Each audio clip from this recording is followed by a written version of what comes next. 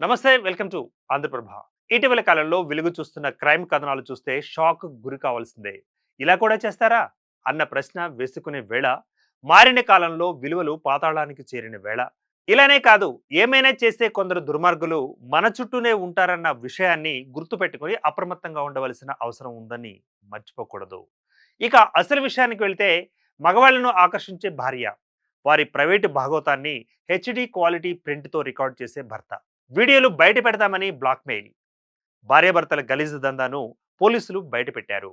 వెరసి తమకు చిక్కిన వారి నుంచి లక్షలాది రూపాయలు దోచేసే ఈ దంపతుల భాగవతం ఎక్కడో కాదు, కరీంనగర్లో చోటు చేసుకోవడం గమనార్హం.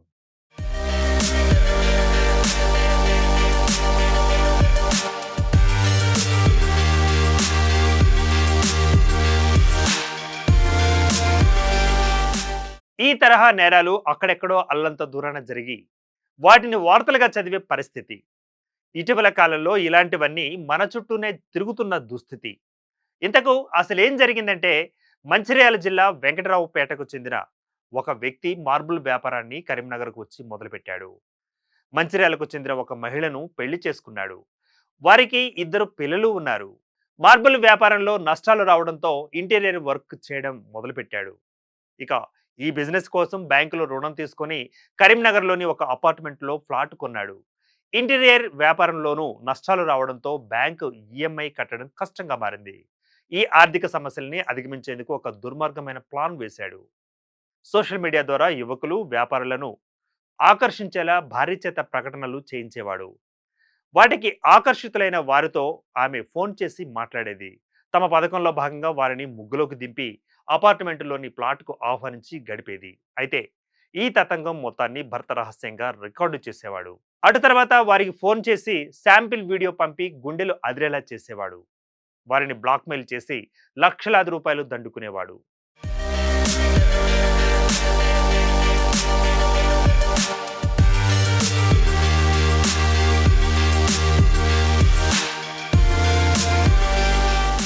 మూడేళ్ల వ్యవధిలో దాదాపు 100 మందిని ఈ తీరులో బ్లాక్మెయిల్ చేసినట్లు గుర్తించారు పోలీసులు. ఏడాది క్రితం కరీంనగర్కు చెందిన ఒక వ్యాపారి వీరికి బాధితుడిగా మారి లక్షలాది రూపాయలు చెల్లించినప్పటికీ వారు వదలకుండా మరింత డబ్బుల్ని డిమాండ్ చేశారు. ఇలాంటి పరిస్థితుల్లో బాధితుడి కుటుంబ సభ్యుల సహకారంతో పోలీసులను ఆశ్రయించడంతో ఈ దంపతుల దుర్మార్గం వెలుగు చూసింది. ఎప్పటిలానే సదరు మహిళ విసిరిన వలపు వలలో చిక్కుకున్న వ్యాపారి ఆమెతో ఏకాంతంగా గడిపాడు. ఆ వీడియోలను చూపించి అతన్ని బెదిరించడం షురూ చేశారు. విడతల వారీగా 13 లక్షలు ఇచ్చాడు. మళ్ళీ 5 లక్షల రూపాయలు అవసరమంటూ బెదిరింపులకు దిగడంతో ₹1,00,000 ఇచ్చాడు. మిగిలిన 4 లక్షలు ఇవ్వాలని డిమాండ్ చేశాడు. దీంతో బాధిత వ్యాపారి స్పందించలేదు. ఇదే నేపథ్యంలో ఆ వీడియోలను కుటుంబ సభ్యులకు సోషల్ మీడియాలో షేర్ చేస్తామని, చంపుతామని బెదిరింపులకు దిగారు. వీరు తీరుకు భయపడిన సదరు బాధితుడు ఇంట్లో వారికి విషయాన్ని చెప్పేసి తన తప్పును ఒప్పుకున్నాడు.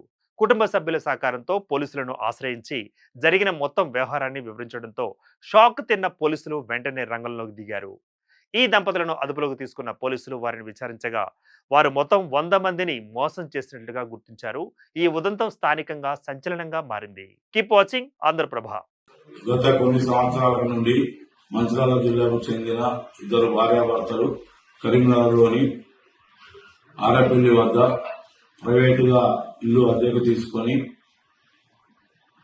మాల్బూర్ బిజినెస్ చేసి తర్వాత ఇంటర్నల్ డిజైనింగ్ వర్క్ చేసి వారు నష్టపోయినందున వారు సులభంగా డబ్బులు సంపాదించాలనే ఉద్దేశంతో వారి వద్ద ఉన్న ఫోన్లలో ఇన్స్టాగ్రామ్లు చూసి అట్టి ఇన్స్టాగ్రామ్లలో భార్యాభర్తలు కలిసి నగ్నంగా ఉన్న ఫోటోలను మరియు ఆమె నగ్నంగా ఉన్న వీడియోలను తీసి ఇన్స్టాగ్రామ్ లో పోస్ట్ చేయగా అట్టి పోస్టులను చూసి చాలా మంది యువకులు, వ్యాపారస్తులు అట్టి వాటిని చూసుకుంటూ ఆమెను ఫాలో అవుతూ ఆమెకు మెసేజ్లు చేస్తూ ఆమె నంబర్లు తీసుకొని ఆమెను సెక్స్ లో పాల్గొనాలని చెప్పి అడగగా ఆమె దానికి సరేనని ఒప్పుకొని తన ఇంటికి దాదాపు సుమారు 100 మంది వరకు పిలిపించుకొని వారితో నగ్నంగా సెక్స్ లో పాల్గొంటూ అట్టి సెక్స్ లో పాల్గొన్నట్టున్నటువంటి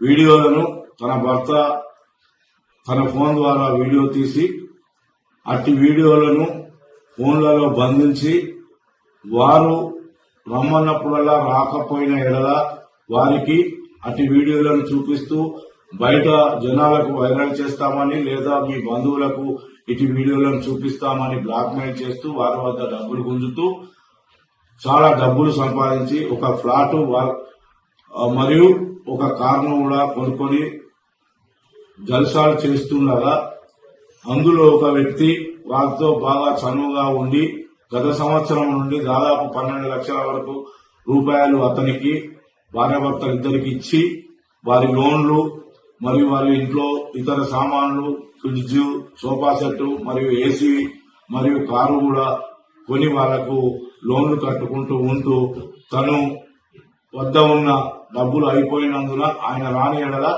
అతనికి పలుమార్లు అట్టి భార్యాభర్తలు వాట్సాప్ కాల్ ద్వారా ఫోన్ చేస్తూ తను నగ్నంగా ఉన్న ఫోటోలను వీడియోలను చూపిస్తూ బ్లాక్మెయిల్ చేస్తూ 5 లక్షల రూపాయల డబ్బులు కావాలని అతనిపై ఒత్తిడి చేసి నువ్వు ఇవ్వని ఎడల నీ వీడియోలను మీ తల్లిదండ్రులకు మరియు బయట వైరల్ చేస్తామని చెప్పి అలాగే ఇవ్వకపోతే కూడా నిన్ను ఎలాగైనా ఏదో విధంగా చంపుతామని చెప్పి అతన్ని బెదిరించగా అతడు తేదీ 11/1/26 రోజున సాయంత్రం సమయంలో 1 లక్ష రూపాయల వరకు జమ చేసుకుని వారు ఎలాగైనా చంపుతారనే భయంతో సిరిపురం కాలనీ వద్ద నిలబడి ఉండగా వారిని భయపెట్టుచున్న 2 భార్యాభర్తలు తన కారులో వచ్చి అతని వద్ద 1 లక్ష రూపాయలు తీసుకుని మిగతా 4 లక్షల రూపాయలు 2 రోజుల్లో ఇవ్వకపోతే నిన్ను ఎలాగైనా చంపుతామని చెప్పి బెదిరించి వెళ్ళగా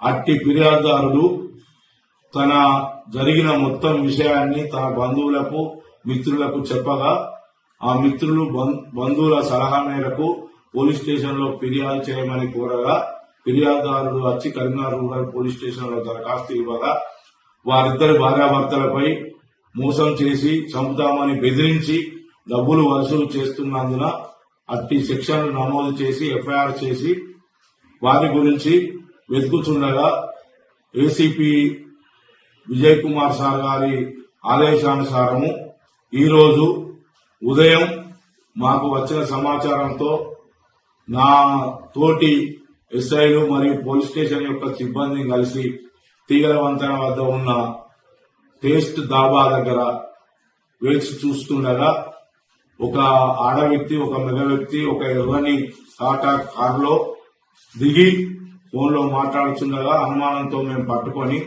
వారిని జరిగిన విషయాన్ని అడగగా మొత్తం విషయాన్ని క్లుప్తంగా వాళ్ళు వివరించి నేరం చేసినట్టు ఒప్పుకొని వారి వద్దనున్న సెల్ ఫోన్లను మరియు కొంత డబ్బును మరి వారి కారును ఒక బ్లాంక్ చెక్కు 4,95,000 రూపాయల గల చెక్కును మాకు చూపించి వారి వద్ద ఉన్న ఫోన్లను మేము తనిఖీ చేయగా అట్టి ఫోన్లలో నగ్నంగా ఎంతో మంది సెక్స్ లో పాల్గొన్నట్టు వీడియోలు కూడా కనబడగా వారు నేరం చేసినట్టు రుజువైనందున వారిని ఈ రోజు పోలీస్ స్టేషన్ కు తీసుకుని వచ్చి తదుపరి చర్య నిమిత్తము వారు 2 భార్యాభర్తలపై అరెస్ట్ మెమో జారీ చేసి మెజిస్ట్రేట్ ముందట ఆధారపరచబడుతున్నది. ఇక నుండి ఎవరైనా ప్రజలు గాని యువకులు గాని ఈ ఇన్స్టాగ్రామ్లలో ఇటువంటి పోస్టులు చూసి నమ్మి మోసపోవద్దని, వారి కుటుంబాలను కూడా నాశనం చేసుకోవద్దని చెప్పి కరీంనగర్ రూరల్ పోలీస్ పక్షాన మేము కోరుచున్నాము. మరియు ఎవరైనా ఇటువంటి పోస్టులు గాని మెసేజ్లు గాని చాటింగ్లు గాని సెల్ ఫోన్లలో చేసినట్టయితే వారిని ఎంతటి వారైనా కఠినంగా శిక్షిస్తామని కూడా హెచ్చరించడం జరుగుతుంది.